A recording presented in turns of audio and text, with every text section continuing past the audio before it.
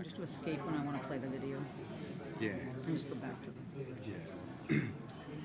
Which button are you pushing to toggle back and forth? Alt-tab. Okay. So I used to be at PC user. See it this way. Yep. Thank you.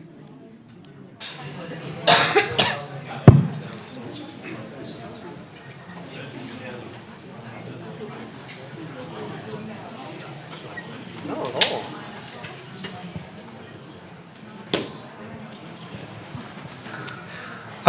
Good afternoon, everyone, and welcome to the University of Sydney this afternoon. And we're really delighted to see you here. Thanks for taking time out from your busy schedules and finding the place. Always a challenge, particularly when we change venues and trying to figure out where the sign is. So I'm Gerard Goggin from the Department of Media and Communications, and it's really my great pleasure to host Professor Beth Haller from Towson University, who's a frequent visitor to Australia. So it's fantastic to see her back and to have this opportunity this afternoon, which I know many of you obviously value. We've got people here today from very diverse backgrounds, working across a whole bunch of different sectors with different angles into this topic. So before we go any further, I just wanted to acknowledge the traditional owners of the land on which the university sits, the Gadigal people of the Eora Nation, who've been here for tens of thousands of years with their knowledge, conversations and learning, and so we continue in that tradition respectfully. So we want to acknowledge the elders and Indigenous people past and present. And I wanted to then try and give some context, I suppose, to Beth's visit. We're really grateful to the Fulbright Commission, that great institution, American institution that links the US with other parts of the globe. And Beth is here as a Fulbright specialist and supported by Curtin University, our colleague Katie Ellis. Beth's off to Perth and then flying through Melbourne. So if you have contacts there, and she's got an itinerary, it's like organising a rock stars tour, really. And so this is a real privilege for us that we've worked. Beth really is the world-leading expert on media and disability, and we're very grateful for her to come and to share her knowledge today and interact with us. So in terms of, I'm trying to just cover any housekeeping, so the toilets or the bathrooms are just around the corner here. We're going to run now till about 3:15, and then there's tea and coffee and refreshments outside, so we'll do a break for half an hour. And I think part of what we were thinking is in the first half, we would hear from Beth and have some time for questions and answers and dialogue. And then after the morning tea break particularly, there's the opportunity for anyone who wishes to do so to then open up discussion on the topic of the other perspectives perhaps that we might have on this, particularly from residing, living and working in Australia, or for those of us who are international visitors. We have some other international visitors here as well, to hear some other perspectives. And so that, I think Beth and I were thinking, would be quite an interactive session, because I know people in this room have got a lot of expertise around this topic, and it's the opportunity, I think, to interact particularly with Beth. So look, without further ado, I'll hand over to Beth. Welcome. Appreciate it.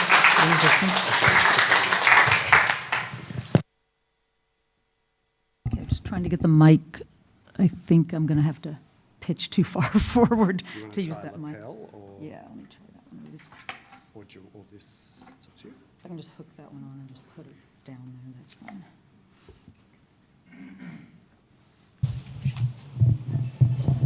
So we're actually recording today as well, because there are a number of people actually far away to New Zealand who are interested in the recording. So we're going to endeavour to do a recording and make that available. Also, Beth's PowerPoint, I think she'll make available through me, so I can distribute it as well if you're interested. So is this working? It's very loud. Okay, thank you all for coming. I'm really gratified so many people came out today. Does it need to be closer? Yes. And so my talk today is based on some more recent research that I've been doing with a team in Canada and the US about how the media covers people with disabilities, which is a research area I've been involved in for now over 20 years. And I find it a very important issue, and here's the reason why I feel this is a super important issue to deal with, is because the media, in my mind, having been a journalist back before I was an academic, are people who can really define disability in a lot of cultures and a lot of societies, especially for people that may not have any experience with disability or may not have even met a person with a disability or not known that they've met a person with a disability. And also, there's such powerful agents of change in terms of public opinion. So that's why I've dedicated my career to looking at how the media are representing people.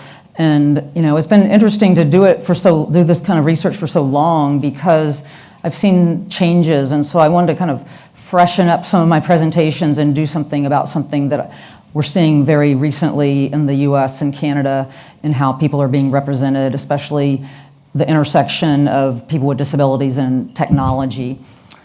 So the first thing I would talk about is actually about language, because coming from my perspective as an American and working with disability organizations in the US, and also knowing about some of the work going on in Great Britain, I decided to throw this slide in first before I even start the talk, in case I don't want to be offensive. And so this is why sometimes I substitute a variety of different terminologies.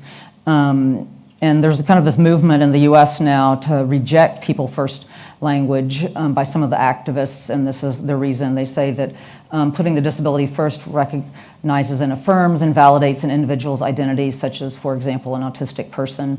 And then some countries like Great Britain don't use people first terms, so they prefer disabled people. So that's why, because of that, I kind of mix up a lot of the terms.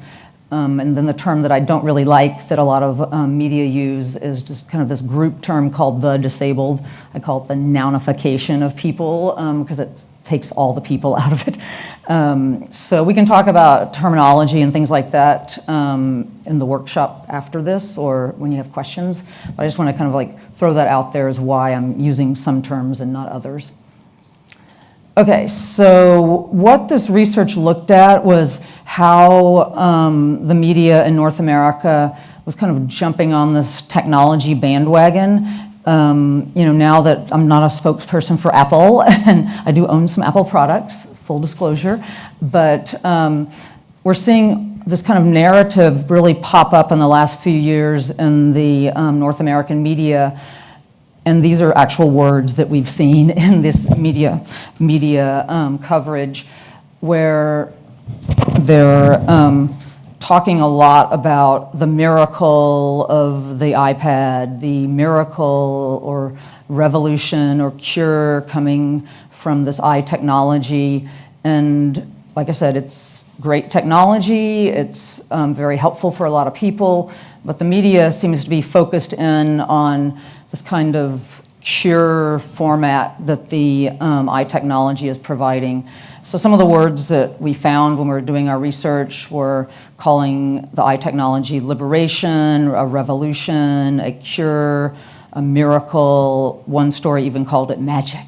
And so, just when you see those kinds of things, you're like, that is not really the appropriate use of these words. It's very nice that this is a very helpful technology, but it's also kind of taking the people with disability out of some of the news.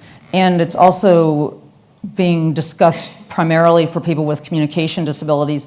So a lot of people with communication disabilities aren't even being talked to in a lot of this news coverage. So that's another kind of phenomenon about what's happening. So the problem that we see with some of this news media framing is that technology is seen as this kind of way to fix what people are saying is a problem of disability.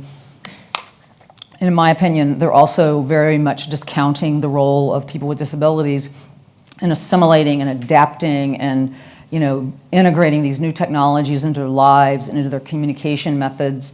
And to me, that's a really powerful, and I'll talk about that toward the end of my talk, is a really powerful kind of story that they're missing. Is the disability community is really kind of going to become the leaders, in my opinion, in how to adapt a lot of the new technology to really benefit a lot of people. So the fact that the stories seem to be about this cure of technology and the discounting of people with disabilities is a bit of a problem in my mind. So I wanted to show one little short news story that's only a minute and 2 minutes long. It's just a story that, and I actually found 3 stories that were headlined, "iPad gives a voice to kids with autism." So, this kind of agency that they're giving to the iPad rather than to the children.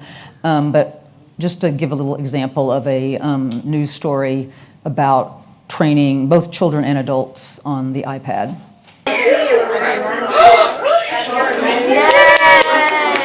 It's giving kids a voice who can't always use their own. The Bucks County-based Autism Cares Foundation is providing iPad classes at Newtown Middle School for families of children with autism so that they can have a way to communicate and connect with their parents, siblings, and the world. They're working together in just dedicated, devoted time together, working with the iPad and apps to enhance learning, and they're visual learners, so using a tool like this is so helpful. They're motivated, and that's half the battle. My older son Jack is nonverbal, and it has helped him communicate.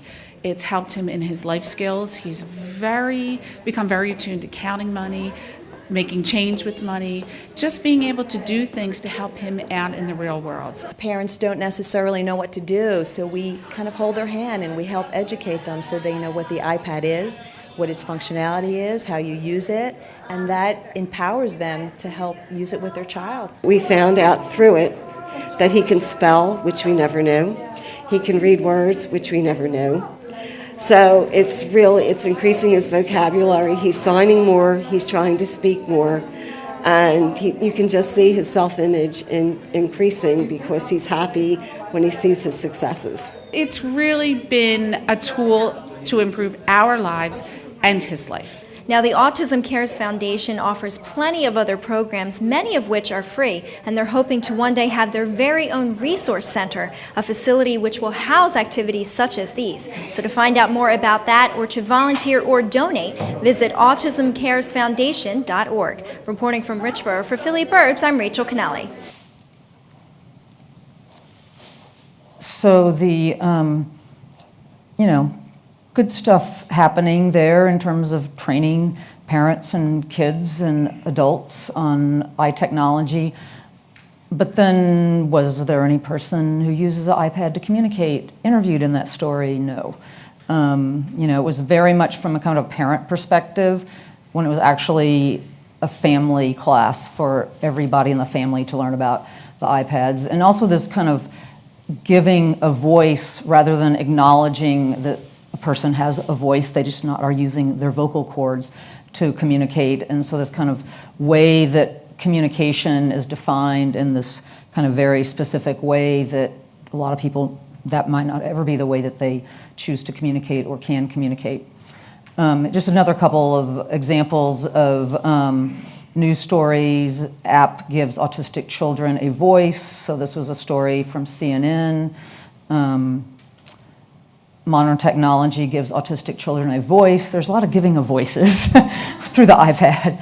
And my question is, doesn't a voice reside in the human being, not in the machine?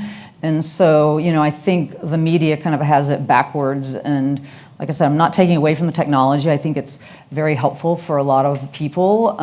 But the way it's getting reported is it's the iPad that's the thing, not the access for people with disabilities, and the fact that the person with the disability is the one who's making their statements and giving their perspective on the world through that technology. It's not the technology that's actually communicating, it's the person. And then in the print news media, they are also very much all about the kind of uplifting narratives and talking about the iPad as cure or liberation. So there was a story in a newspaper in, I believe, Texas, and the headline was, "Teen with Autism, Mom, Communicate via Texting." And I was like, wow, a teenager texting, why is this news? I mean, it's a very long story, and it's from 2009, but texting was around back then. And it was just, she actually uses the word miracle, how it was such a miracle that she could finally communicate with her son because she got him a cell phone and he was texting her back and forth and they were able to text. So, this kind of, again, it's the phone that seems to be communicating, not as much her son, or it's the phone that fixed his, communication disability.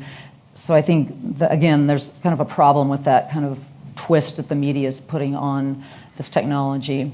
So here are some headlines that tout this miracle. The one from Wichita Falls, Texas, teen with autism, mom communicate via texting. One from New Hampshire, computer stuff, in quotes, helping autistic make connections. We could spend hours talking about that headline. One from the New York Times, iPad opens world to a disabled boy. One from Ontario, Canada, special needs kids get tech savvy. And then one from the Houston, Texas paper, app helps nonverbal users communicate. So those are just headlines, and I'll give you a few examples from inside some of the stories too. So we looked at almost 100 news articles in our research looking at how this technology was portrayed for people with communication disabilities, and more than half talked about this eye technology as helping the person kind of overcome their disability or overcome some aspect of their disability. Another 30 stories, the eye technology was presented as superior replacement of previous forms or attempts at communication. I'll talk about that in a minute.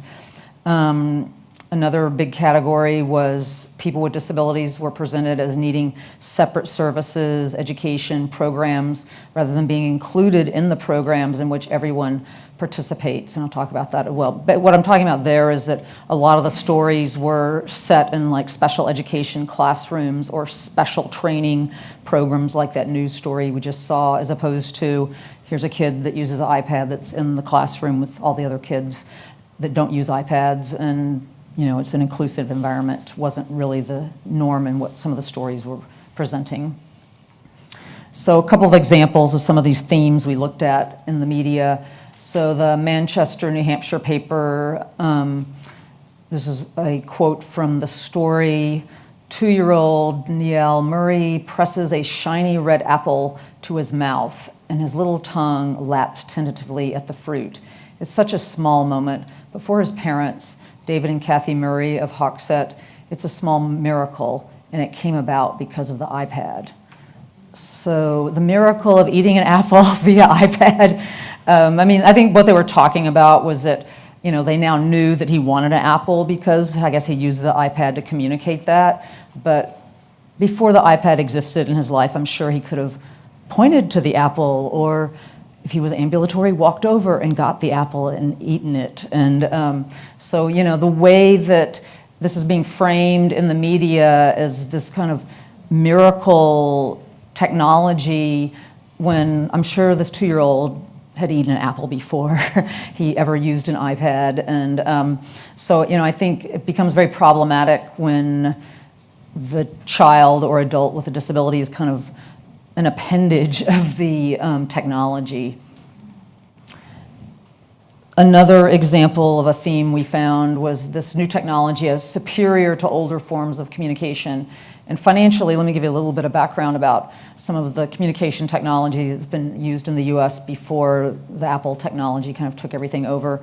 There were, programs and technology. One was called the Liberator, that was from a company that, it was like a voice box, and that cost like $20,000, and you had to get it from a specific company, and you had to have certain kinds of insurance to get it, and it was super expensive and really heavy, and mounted on a wheelchair, and you really literally probably could not carry it around if you were a child on the autism spectrum who did not use a wheelchair.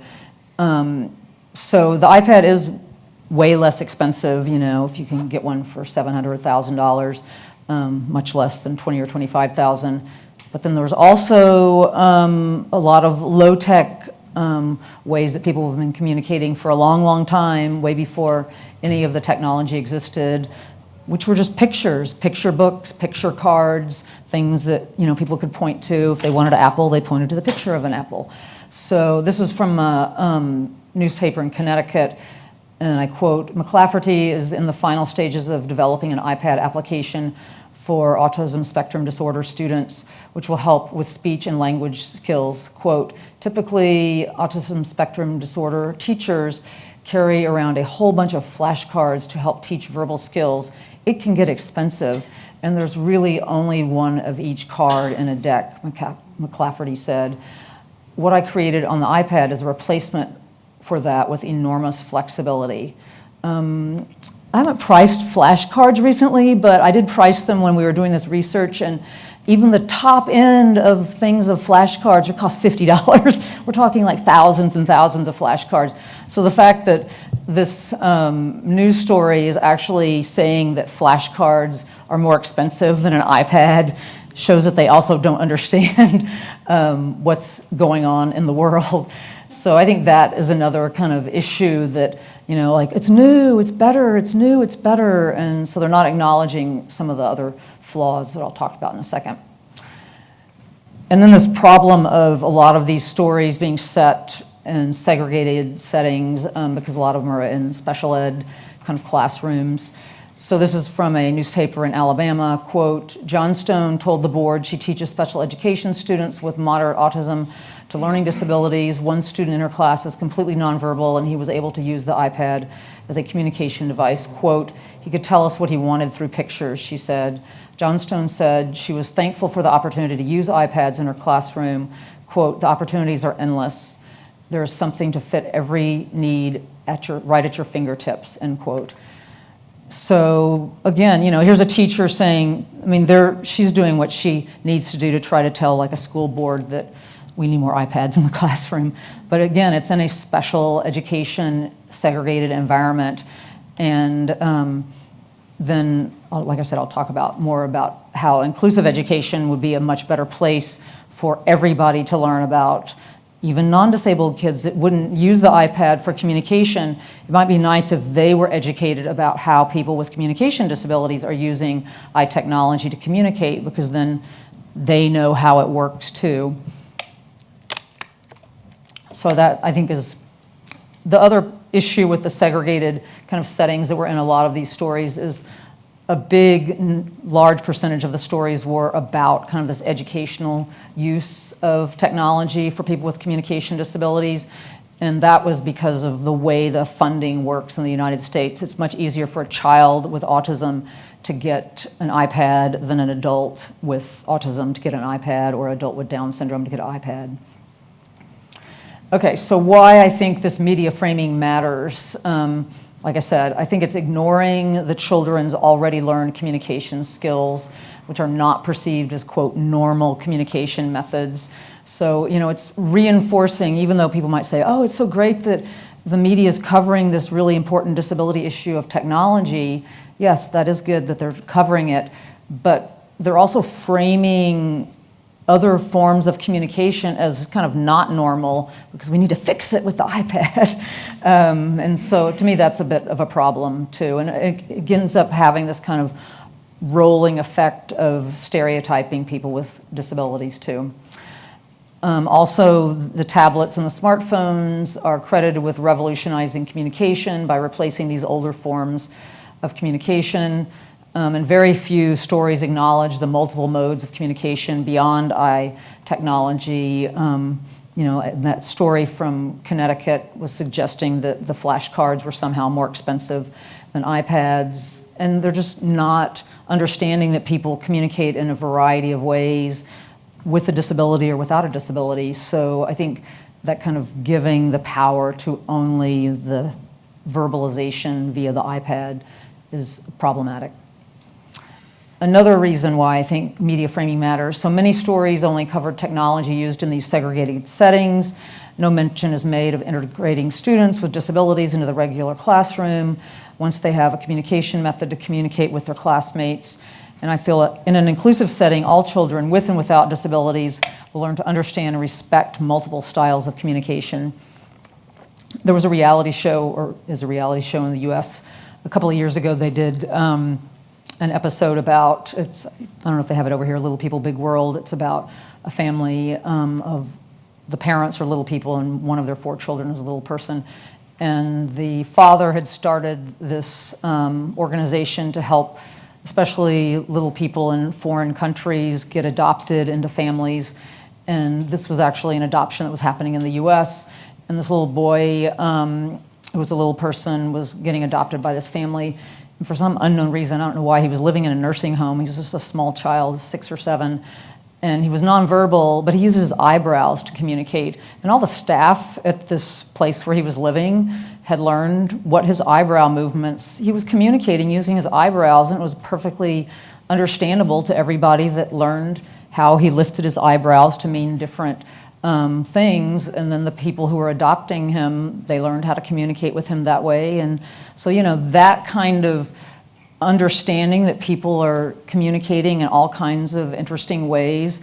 If a news story was doing it, they'd probably be like, oh, we got to get him an iPad. So I think that, there's really not an understanding of how people communicate in lots of different ways. So who's missing from these news representations? Like I said, it's always so great to see the media covering any issues related to disability, but are they really covering the whole community?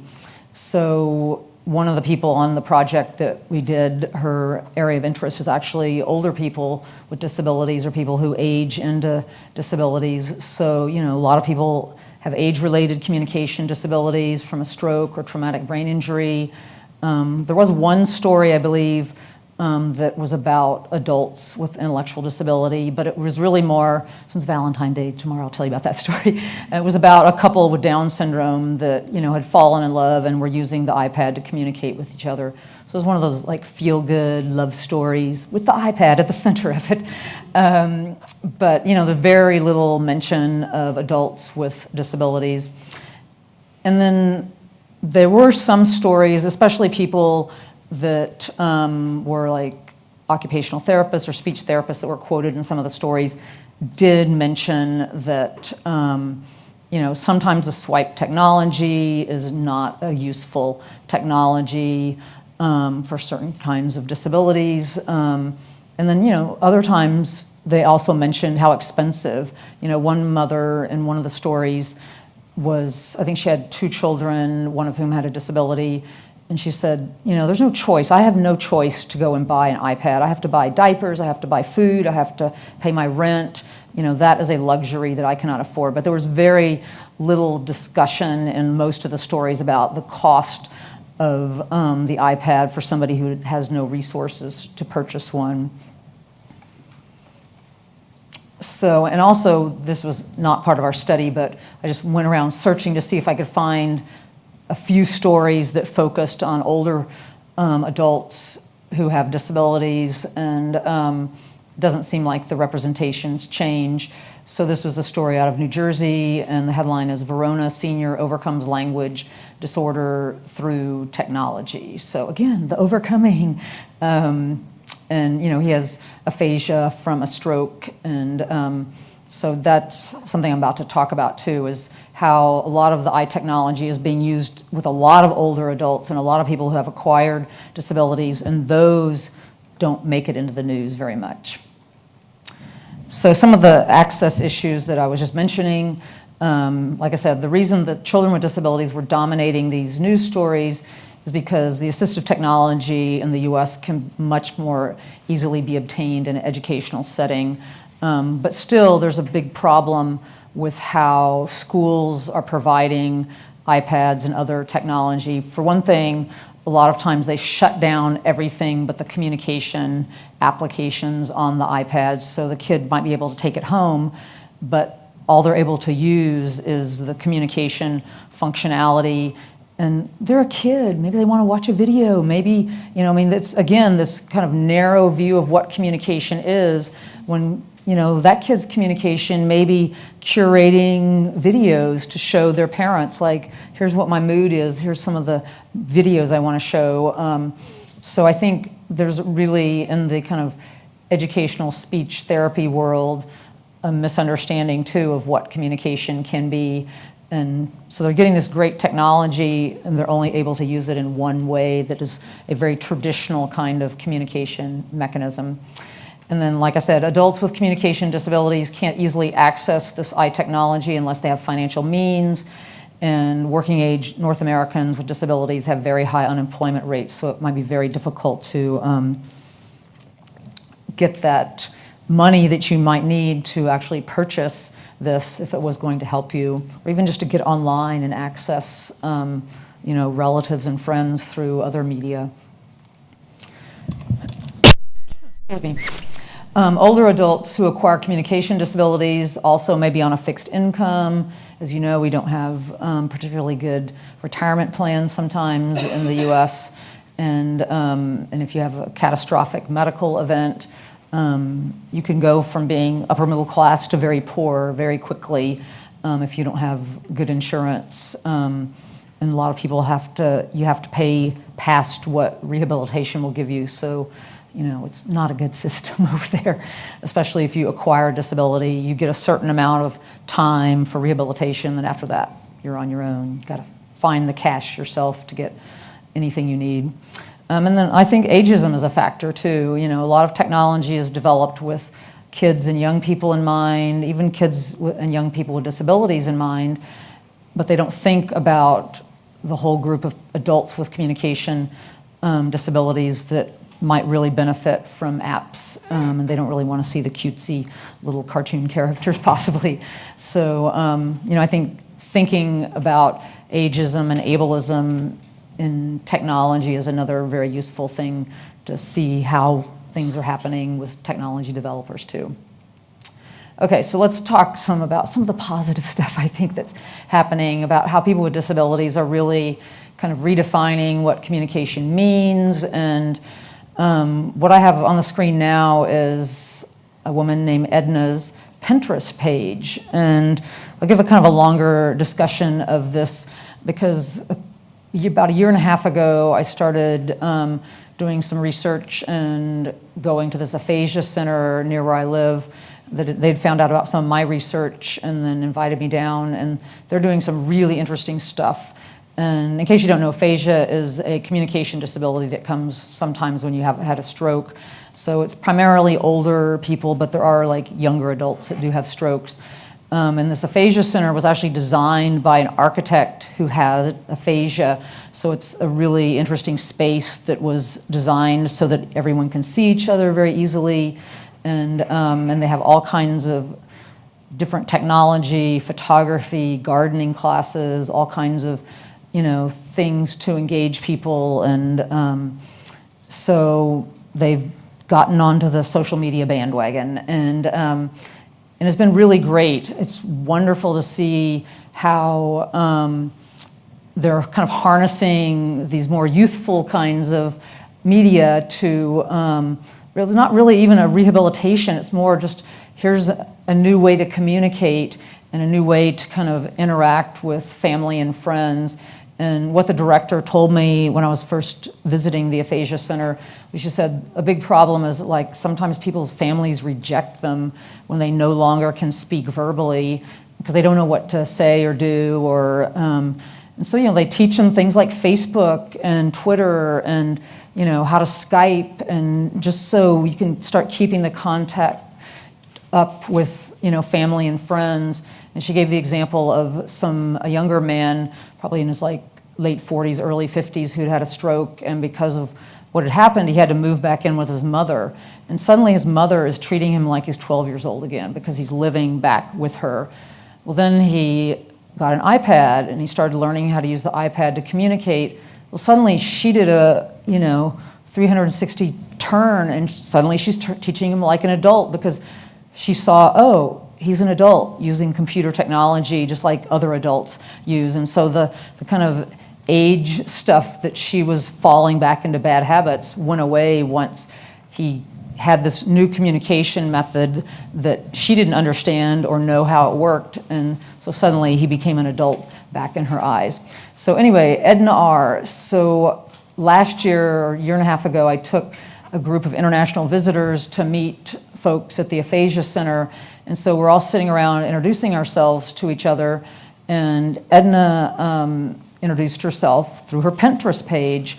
And so the Pinterest page and the name of the Aphasia Center is Scale Baltimore. It's SCALE Baltimore. Snyder Center for Learning, Snyder Center for Aphasia and Learning something. Anyway, they call it self-scale. And so Edna's aphasia had actually affected her vocal cords, so her vocal cords were never going to work again. And so she moved on to other forms of communication, and she really got interested in Pinterest. And so the Pinterest page that I have up here, and Edna is a probably like 50-something, maybe early 60s African-American woman who lives in Baltimore. And I did not grow up in Baltimore, so I, going in to meet her and thinking, oh, here's a woman that lives in Baltimore. And I grew up in Texas, where Western stuff is, a bigger deal than in Baltimore, where it's more of an urban East Coast kind of environment where you don't think of people being into Westerns. So, she starts going through her Pinterest page and showing us things, pictures of her family and things that she's done at scale. And then about 10 pictures in, she starts showing us these pictures of her favorite TV shows and her favorite movies, which are all these old Westerns.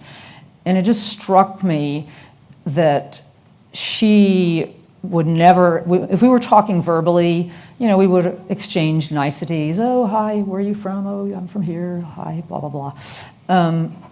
In like 3 minutes, suddenly I know so much more about Edna because of this Pinterest page. I know what she really is interested in because I now know some of the things that we probably wouldn't have ever talked about until we'd known each other for, several different meetings.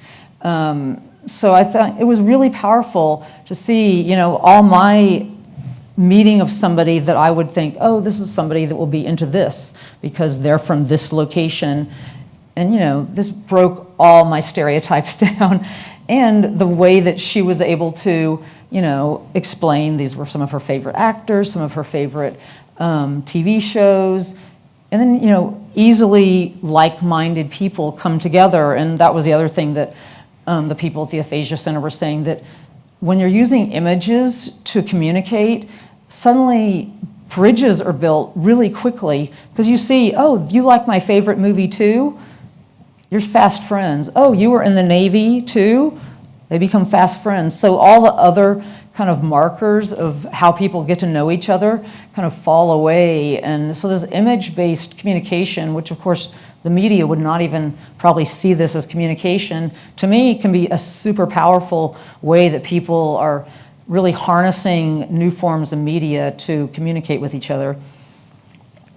And also it's super portable. So I will say this about the flashcard situation, is what they're doing now is the people from the Aphasia Center that have aphasia are working with local businesses to give them a designation as being kind of stroke friendly.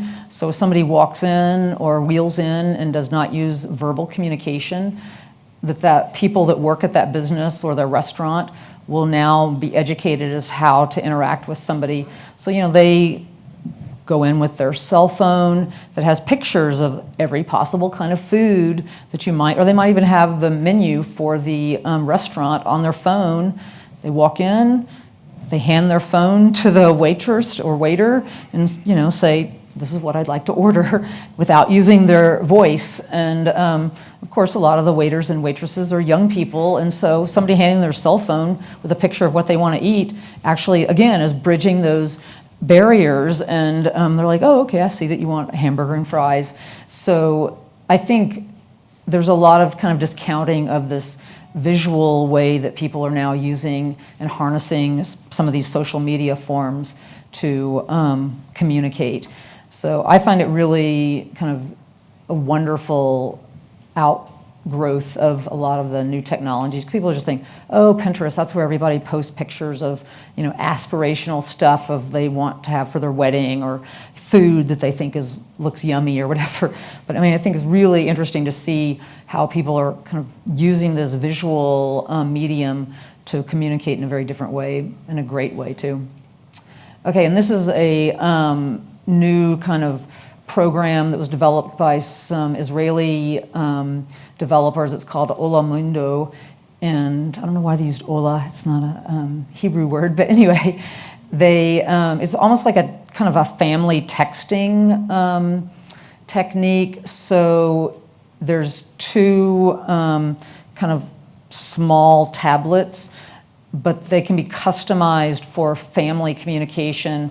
So you create the icons yourself, and especially for a kid that doesn't know how to type yet or doesn't know how to write yet, it can be completely icon-based, like 3 icons, when dad coming home or something like that, when dad home. So they can, ask their mom, when's dad coming home? So they made it very specific and also, I think, adaptable. It's completely symbol-based, and so it's a remote communication within the family, so the child can, and the parents can communicate, and the siblings and everybody in the family can communicate. It's almost, I just see it as like a symbol-based texting for small children. And again, this kind of image-based technology, I think, is a really interesting way that, things are being harnessed for a different form of communication.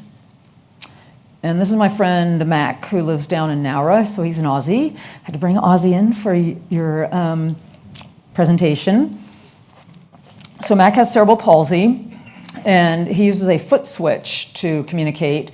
His mom has taught him Morse code, and so he's a wheelchair user, and in the image, he has his foot with a little black band around it, and so he uses his ankle to press against the switch to indicate yes and no, and to type out dots and dashes for Morse code. And Mac is fully included in his school down in Nowra. Is it below us? Anyway, and it's really, his mom has a blog called Inky Ed, I-N-K-Y Ed, and he's been fully included since kindergarten, and he is now in grade 6.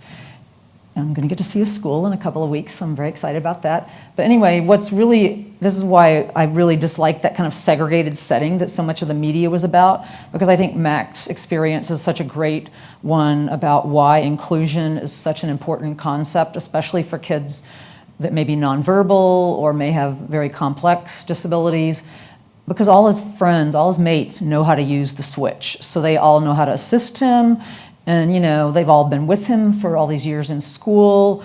And he just participated in his swim carnival last week. And his mates went and asked his mom, we want to swim with him, because they, put flotation devices on. And, usually she would swim with him, but all his mates were like, we want to swim with him. So they put up a little GIF of him and his mates swimming. And, the same when he goes to camp, when he does anything with his friends, they know how to assist Mac with his communication, and they also know how to communicate with him. So this is not any kind of like non-communication environment, because everybody's getting educated in his school. And his mom was saying that a couple of years ago, I think he was in grade 3, and the teacher was putting together some kind of like group project or partnered project. And so he or she, I forget what the gender of the teacher was, but anyway, let's say it's a he. He had put everybody into partners except for Mac. And so his friends were like, why are you not putting Mac with somebody? Oh, well, Mac will be working with his, assistant in the classroom. And the kids started yelling, that's unjust, that's unjust. So I feel like, the kids that are in an inclusive environment become the allies also of the future too, because they saw that was wrong, that they all interact with Mac, that one of them wanted to partner with Mac for whatever that project was, and they felt, ripped off because they didn't get to partner with him. And his mom was telling me that when he started grade 6 a couple of weeks ago, some of his friends weren't going to be in his class, and so he was a bit worried about that. But then I guess at lunchtime he was going out with his assistant to lunch, and so a couple of the kids were like saying, go away. And at first Mac was like, why are you telling me to go away? And they didn't mean him, they meant his assistant. They wanted his assistant to just like put him at the table with his friends, and then she was to go away, that they didn't need her around them. Like, this lady, we don't want her around. We want to have our lunch with our friends. So, I mean, to me, that is really the power when we embrace all forms of communication, that, people with disabilities, their friends, their family, their allies, then everybody can start broadening their mind to all the different ways that people communicate. In my mind, people like Mac are going to be the leaders in the future because they know how to communicate in multiple ways. And so a couple of years ago, I had the fortunate role of introducing Mac to a friend of mine in the US, a guy named Matthew Wangeman, and you can see his bicycle helmet there. So that's Mac and his mom. And so they came to a disability studies conference, and exactly what I wanted to happen happened, which was I wanted them to bring Mac because I wanted Mac to meet adults who used different kinds of communication methods. So Matthew is a professor, a lecturer at Northern Arizona University, and he teaches disability studies there. And we believe that he's probably the only person in possibly the world, I know he's the only person in the United States who uses a head stick to communicate and teaches a class that way. And his is a kind of a created head stick. That's actually a bicycle helmet that he has kind of jerry-rigged to make it a head pointer. And he has a voicer as well. But he says whenever he teaches his disability studies classes, the first assignment for every student in his class is to come meet with him one-on-one and learn how he communicates and what he's doing and how, so they will be very comfortable with his communication style from the first week of the semester. And I think, again, having multiple communication styles exposed to the rest of the world gets them to understand that communication does not just come from someone's vocal cords. So I'll leave you with one last thought, which is a great new book that just came out called Digital Youth with Disabilities by a grad student who's about to finish her PhD program at University of Southern California. Her name is Meryl Alper, A-L-P-E-R, first name like Meryl Streep. And she does her research on digital youth with disabilities, and her dissertation looks at a little bit of what I've been talking about, is how especially children with communication disabilities are kind of harnessing all these different new technologies that are being given and really kind of hacking them into different forms of communication that are going to benefit all of us, because they're thinking of new ways to use things to communicate that the developers never even thought of. And I think the gaming community is another really great community for kind of communication. I mean, we don't really think about it that way, but Mac's mom has always been very much in touch with the gaming community when she's looking for new technology that will assist Mac, because the joystick is still important in the gaming community. And for the gaming community, there's actually a group called the Able Gamers, about gamers with disabilities. Because for them, access is everything. When you create a game, you want everybody to be able to play that game. So you want to have it multi-faceted so anybody can play it any way. And so Mac's mom has always, been in contact with lots of different game developers, because she doesn't want them to suddenly go away from like old switch technology or other kinds of ways that people might communicate. So, I think a lot of really exciting stuff is going on if we will start learning that people communicate in all kinds of different ways, and that people with disabilities can be kind of the leaders in making all this new technology become communication methods for everybody. So thank you. Take questions. I have no idea what time it is. Thanks very much. Sure. Beth. We've got a good 15 minutes or so before we break for afternoon tea for questions and comments and communicating. Yeah. Yes. Would people like, should we use the mic or do the locals use the mic? No, it's all right. Since M and M recall, which happened a decade of time. Sorry, I might actually, if it's okay, I might just run the mic. Sorry. Various reasons. Sorry. 5 years ago, I started using the mobile phone technology and try to design a search engine for people who can't see, for people who can't talk, who people can't spell. And that search engine was finally released on 2 years ago.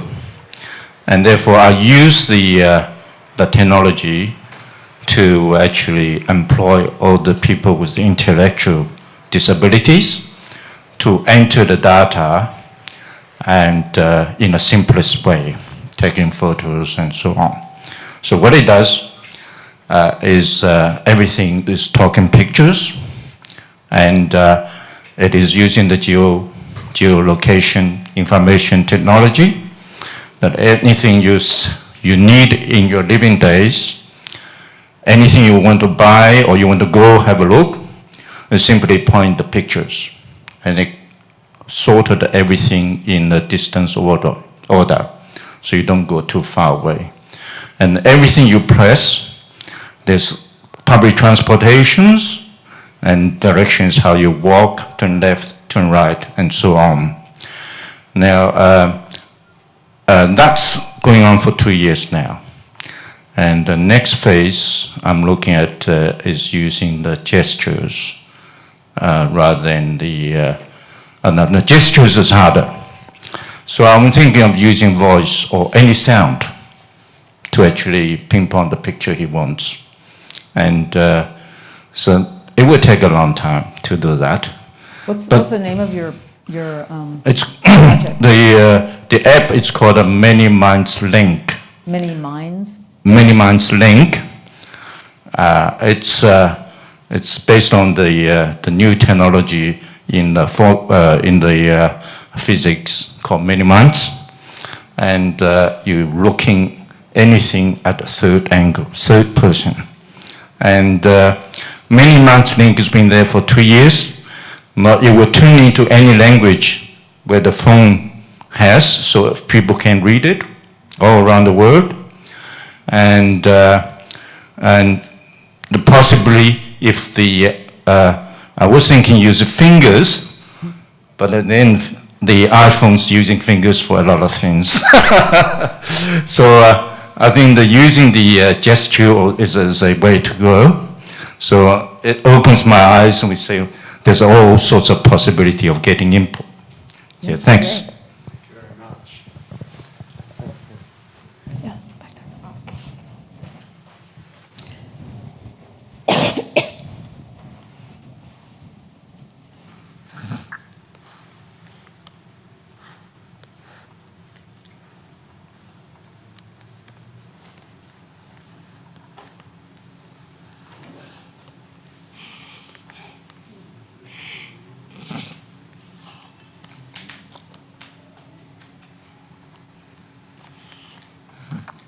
By the way, I have a stack of my business cards up here if anybody wants any to take with them. And feel free to email me at any time, too. Any day, any year. Come visit in the U.S., too.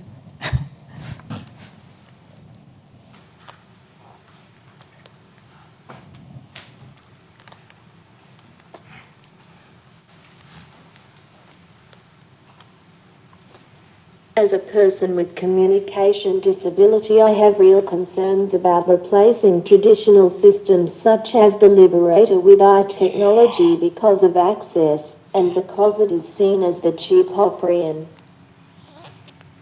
What was the last word?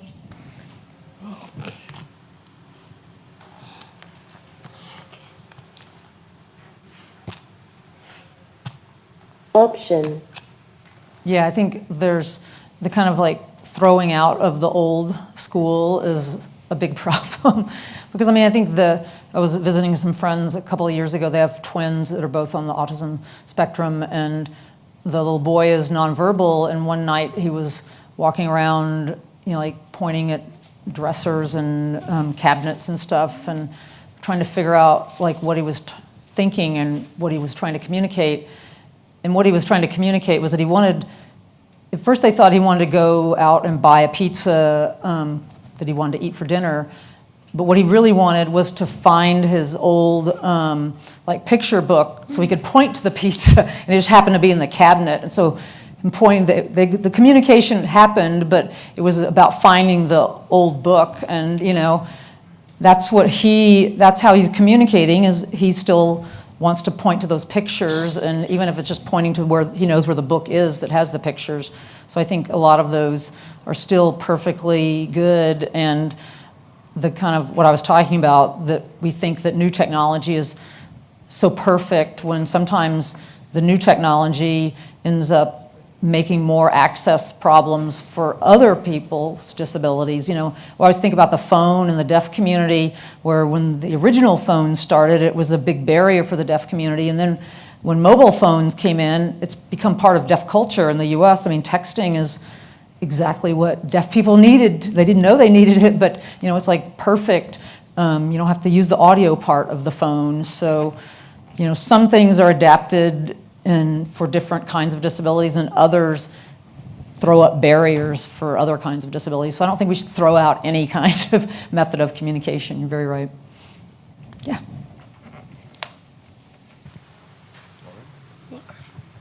Is it? Thanks. Yeah, I completely agree on that point. I think we really need to be careful about the way that we portray this sort of technology, and we need to view it as an additional option that can supplement the more traditional methods of communication. Okay. I'm blind, and I've seen this real transition, I guess, in the school of thought towards children's education, and it sort of deems now that it's okay just to teach a child with text-to-speech software, but you don't get that concept of how a word's constructed if you're only hearing it. You need to actually physically write it and interact with it. So there was research conducted in, I think it was the States actually, and it showed that 98% of people who are blind that were in employment were Braille readers. So that speaks for itself. Right. And it's very, very dangerous to run this line of, you have to use the technology or there's nothing else.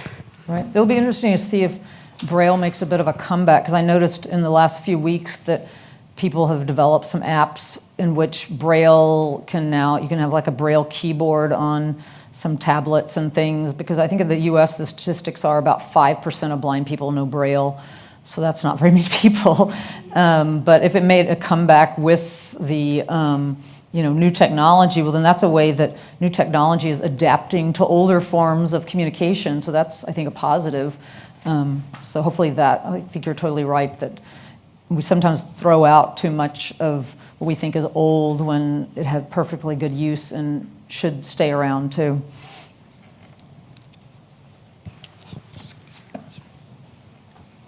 Kind of on that point, I work for a org called My Choice Matters, and we have a grants program, and we found throughout this grants program where people can apply for up to 5K to do like a new project to increase the choice, voice and control they have in their life, and people just want an iPad, and a lot of the time they're not sure why they want an iPad, but the application is, I need an iPad. I just need an iPad. So it's interesting, and a lot of that is parents, and a lot of parents with kids with autism, and it seems as if there needs to be a bit more education around the different types of communications that are available, and iPad can be part of that suite of different communication methods, and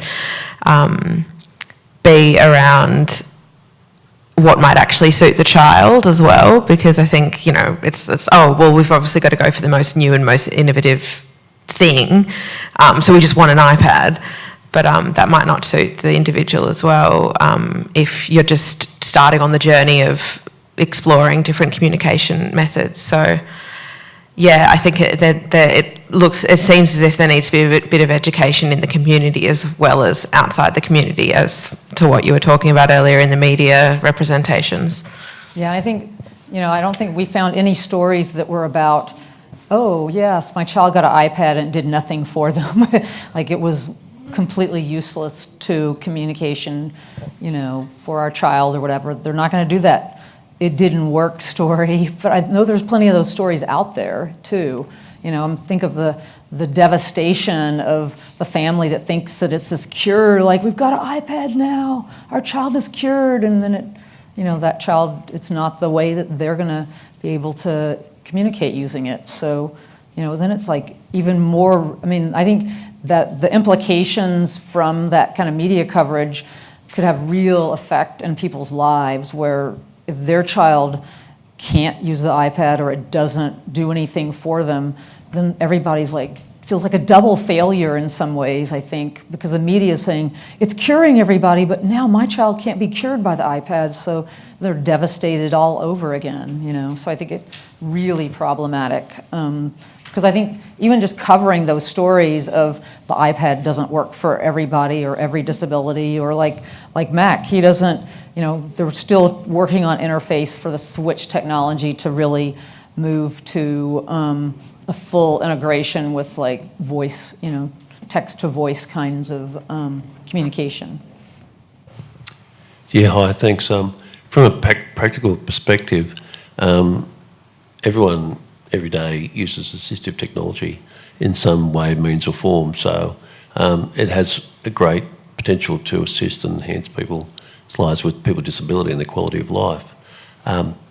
Being reliant on assistive technology has its downfalls when, if someone was using an iPad or tablet for communication and someone forgets to charge it and it gets lost, right, or it breaks, what do you do as a backup in the meantime, where if you're particularly reliant on something, then oops, it's like, what do you do now for communicating? So having a backup with using the place cards or show cards or other sorts should continue to be used in the background for other people when things like this happen. Yeah, I think the early days when they were giving out iPads, both kids with and without disabilities in the U.S., a lot of times they wouldn't let them take them home. And that's what Meryl writes about in her book about digital youth with disabilities too, is this issue of not understanding that this is somebody's communication method. If they're using that iPad to communicate, they need to have it with them at all moments. It can't be something that, you just use it in this one class in school and for your schoolwork or whatever. And so I think that kind of people, they still see the kind of gee whiz technology and they don't see it as, you wouldn't grab somebody's hearing aid and yank it out of their ear and say, no, using of the hearing aid at home, So I think that people need to, if somebody's going to use that communication technology, then we also have to refocus our own minds, and that's why I think it's so important for us to expand what we think communication is, because then we will know not to take somebody's iPad away from them if that's how they're communicating. Maybe we have to say, would you yank somebody's hearing aid out of their ear? Would you take somebody's, white stick away from them if they're blind? No, you would know not to do that, but yet you would take it away from a child. Playtime's over. And like I said, Meryl writes a lot about this in her book because, like I said, kids with communication disabilities are taking these new technologies and really adapting them in really interesting ways. So their communication might be this curation of a list of YouTube videos, but if it's a school iPad, YouTube's been taken off of there, or it might be, a music curation. She gives an example in her dissertation about a kid that, after he's done his homework, that's his fun time. He curates a playlist for he and his family to listen to, and it's his way of giving his parents, a fun evening. They're both musicians, and so, this is, for him, he's communicating, thank you, parents, and I appreciate you, parents. Here's the music we're going to listen to tonight, and that's his way of communicating his love to his parents. So I think this narrow view we have is really going to hurt us all. Oh, hi. At a policy and practical level, one thing that always annoys me is there's no standardisation in iconography. And there doesn't seem to be a push to even develop an open source. It's nothing worse or frustrating training people or teaching people about icons, like a new machine has got a different one, or you go to a hospital, it's got a different one. So we're actually building in systematic illiteracy, regardless whether the icons are on paper or digital. Yeah. The other thing is the cost of the different specialty apps in the US. I assume they have Proloquo here, which is a lot of what a lot of, especially people with autism, use for their iPad for communication. You know, like a lot of apps are like $2, but that's $200. So just the fact that, you know, there's such a higher charge, like, okay, charge people that are playing a game $200. Don't charge somebody that is using this to communicate with the rest of the world $200 just to have that communication. You know, that to me seems like there's got to be some kind of flipping of how we value the different apps that people come up with too. You had a question? The implication and everything that you've said from start to finish, this probably relates more to the second half, is the implication of your theme. This probably relates more to the second half of your after 3:30. Is but it hasn't been addressed so far, and I know you'll address it. Is the great amorphous mass of punters who have not got a recognised disability.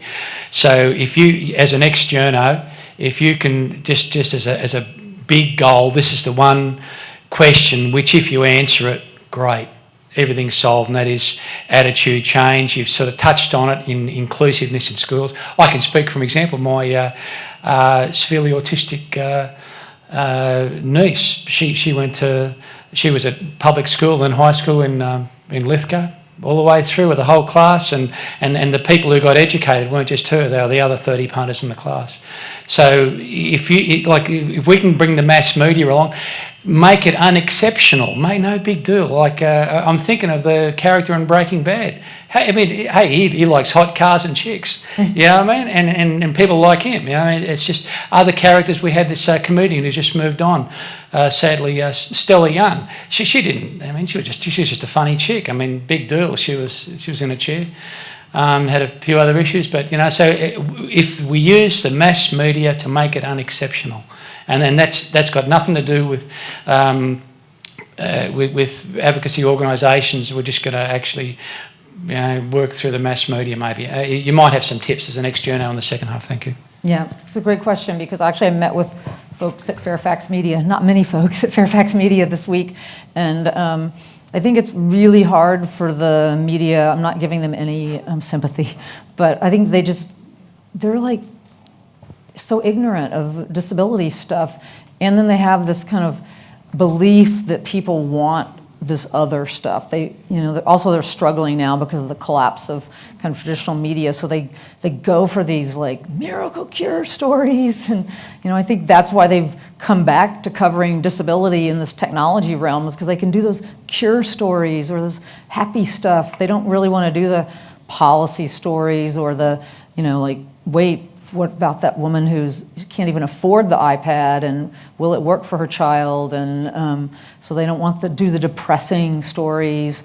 And so I think that's going to be really the tough one, is to educate. I think the journalists are actually the ones that can be educated, because just in talking to journalists over the years, they see a good story and they want to do a good story. And if a good story is people being discriminated against because of a disability, or they can't get technology they need, and you know, there's really good disability issue stories I think a lot of journalists would like to cover. But then they take that story back to their editor or their news director, and those people say, no, we want that feel-good story. We don't want that issue story. But we were talking about it when I met with those Fairfax Media folks, and I think there's a middle ground. I think, you know, what's happened in the way stories are being written in the US is a lot of even what we call hard news, or the serious news, is still written in a very featureized way now. So you can still use those examples of real people with disabilities. Don't do the kind of superhuman stuff, but you know, you can use the examples from somebody's real life and also talk about the issues that need to be covered. My problem with kind of like what we call superscript stories is that that story about somebody that, as Stella Young says, got up out of bed and watched Buffy the Vampire Slayer, so that's good. They're going to do a story about, instead of doing something that is actually an accomplishment, is that when they're doing that story, there's another story they're not doing that would be about an actual disability issue that people need to know about, that could really educate people, but they really want to default to a lot of those feel-good stories. And, they would claim, and in fact, one of the people at Fairfax Media said this, but that's what the people want. They want those feel-good stories. So I think all of us also have to reach out to media too. When they do a really good disability issue story, email them, call them, say, great story. You use the wrong terminology, which they probably did, but still tell them if they covered the issue well, and here's what little tiny problems. And if they do a story that's all, puffy, tell them, well, that's okay that you covered this person from our community, but here, let me tell you some other things that are going on in our community besides just this one person you see as exceptional. Two more questions before the break.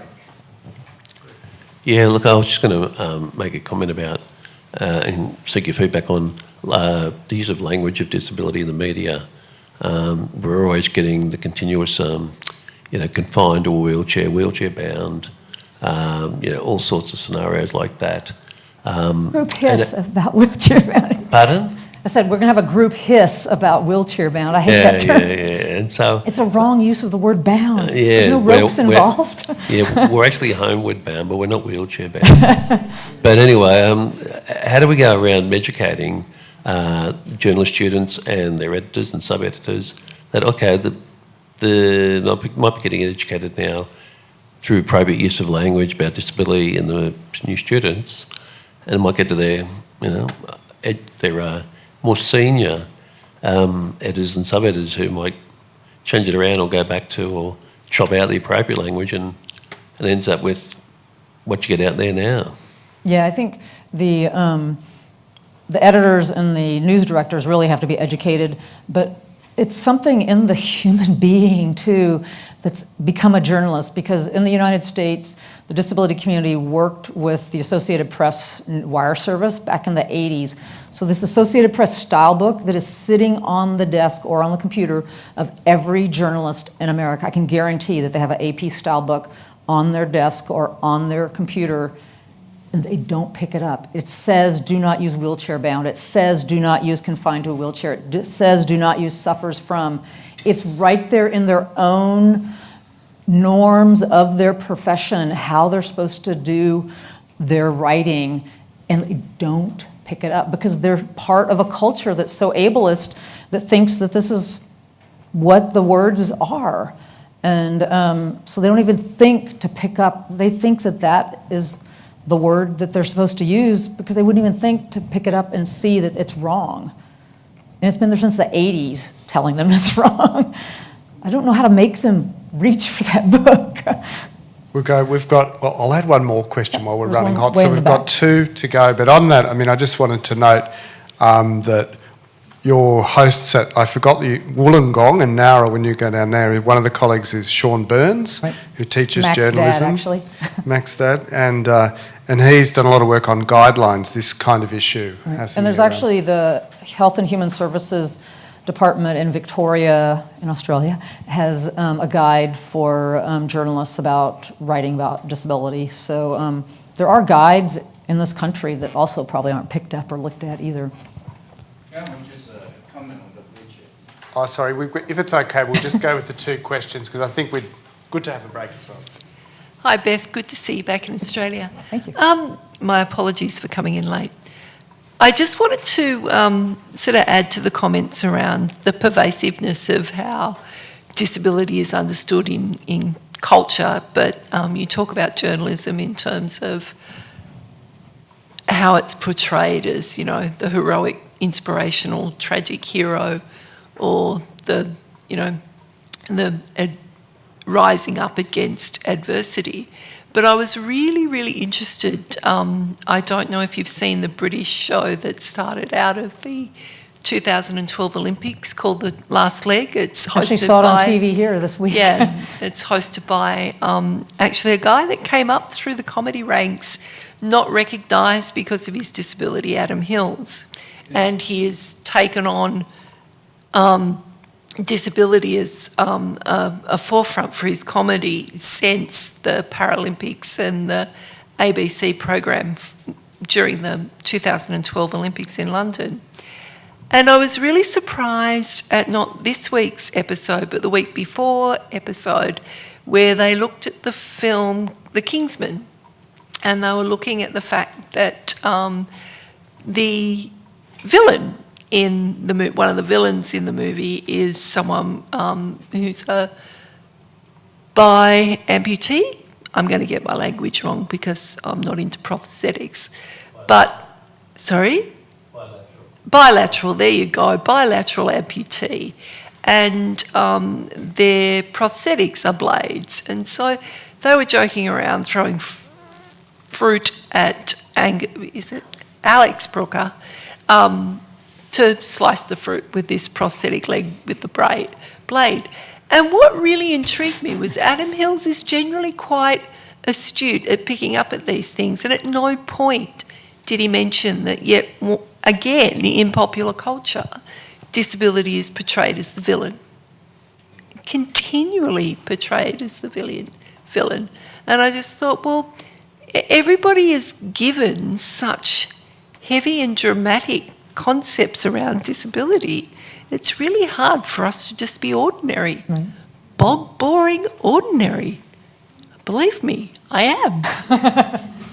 Well, the point about Breaking Bad, I think, was a good one too, because when we have more disabled actors being in shows and films, and they're just like people that are in the characters that are there, that there's nothing exceptional. I mean, Jared and I were talking about Game of Thrones the other day, and I think that is a kind of because there's a nuance to all the disabled characters. They're both good and bad. They're some acquiring disabilities, some already had them, and so I think that kind of nuance is also lacking in a lot of entertainment representations. But I think we're getting, Hollywood film still has a bunch of problems, I think, but in the States we're getting a little bit better with the television representations, because I think now that there's a lot more creativity and people creating their own stuff online, and then they get into traditional broadcast and cable programming too. So I think television is kind of the better frontier for kind of disability representation in the entertainment world. Film still has this budget problem of having to ride on the backs of big name Hollywood stars. So I do have a lot of hope for TV, because we have some really great stuff going on with American TV these days, and some real collaborations that are happening between different disability community and the writing staff of a TV series, or disabled actors that are having a lot of input, or this, I don't know if you guys get American Horror Story here, or if you've got this season's American Horror Story, multiple disabled actors in it, and really kind of in-depth discussion about disability in the Freak Show edition of American Horror Story this year. And a woman who has Down syndrome, who's an actress in the series, I just saw online this morning, is going to be the first person with Down syndrome to be a model during Fashion catwalk, Week. yeah. So, I think good things are happening in the televised landscape in the US these days. Yeah, it'll be interesting to see to what extent disability can stop being the headline and start being the sideline. Right. Yep. I'm just going to the last one. I can't resist the urge to just give an advertorial to our colleague Katie Ellis at Curtin, who's just written a fantastic book. It's academic, but it's readable, on disability in popular culture, which actually talks around, she's huge into television, and it's a terrific book. I'll circulate some details. Thank you. Thanks, Jared. Thanks, Beth, for a really engaging presentation. And just on the point of training journalism students, I work with Mindframe, National Media Initiative. I'm not sure if you heard about us, but a lot of the themes that you were talking about are very similar. issues around language, around respect, sensitivity, sensationalising stories, feel good versus, front page headlines. And we do a lot of work with the journalism and PR students funded by the Department of Health. So, perhaps some ideas for future education could be perhaps, put forward for similar sorts of education for teaching journalism and PR students and the media as well, and how to report responsibly and respectfully. Yeah. Like I said, Mac, the young man that in my presentation, his dad is a journalism lecturer at University of Wollongong, and he does that. Mac and his mom come to the journalism classes and they talk about disability issues, and so that's a program where the journalism students are getting information about disability. And I think it's really important for students to kind of get that education, because that's going to be the problem, is they're going to go out and hopefully get a job, and then they're going to have that language to be able to argue with their editors and news directors, who are going to want them to still do those feel-good superscript stories. And they're going to have to say, but that's not the story. The story is about, inaccessible transportation, or the story is about, inclusive education. And so they're going to have to figure out a way to, butt up against the norms inside the newsroom, which is, I think, the biggest problem that the journalists have. Because, like I said, I think once they're aware of disability issues, they know what a good story is, and that is inaccessible transportation is a much better story, and you want your byline on that rather than this feel-good feature. And but they have to convince their editors that they can do that story instead. Beth, we might thank you and leave you off the hook now and go to afternoon tea for 20 minutes or so, and then come back. And I think we might then get you in dialogue on some of these issues that have come through, because I think there's a whole set of issues about where we might go around notions of communications. I think there's ideas of communications rights, there's ideas around the technology, so we'll have a conversation around those. So let's have a break. Thanks, Thanks, Beth. guys. Transport, too easy. Okay. What would Jonathan Swift, what would Shakespeare do? What would it? Satire. It's too easy. Just make it funny. You can change whole cultures with satire. So rather than just banal, make it so, hey. That's totally on board with what Stella was doing. I mean, it's just so tragic that she died so young, because I think she had the right. I use her TED Talk in my journal presentations, because I think 9 minutes. They're getting the best education in that 9-minute TED Talk about why these feel-good stories suck. Yeah.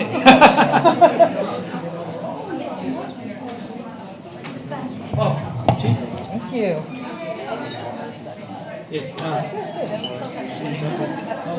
Okay, well, I'll have lots of questions. Oh, thank you. Appreciate it. So we're going to come back to this all. You're talking about the wheelchair. I meet Every research accessibility. We got 2 different topics in Australia which we capture. Accessibility is important because there's no parking, there's no roadways. Right. It's very much a problem. Yeah, we have similar issues too. Yeah. Love to talk to you. Yeah, great. Thank you. Okay, I'll stay. Yep.